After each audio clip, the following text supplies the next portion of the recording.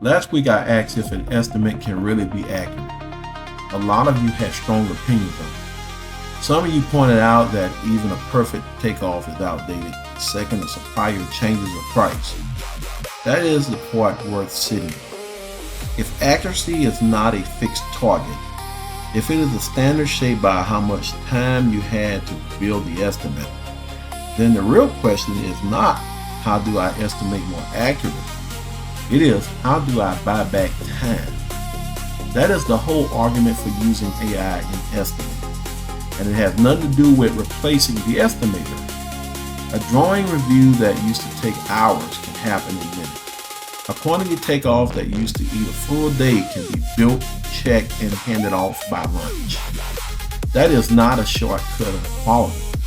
It is a time return to the part of the job that actually needs a human judging the number, not producing it. I built estimator around that exact idea.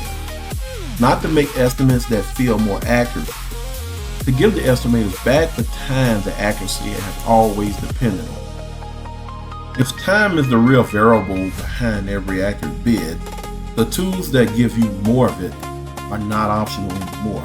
They are the advantage.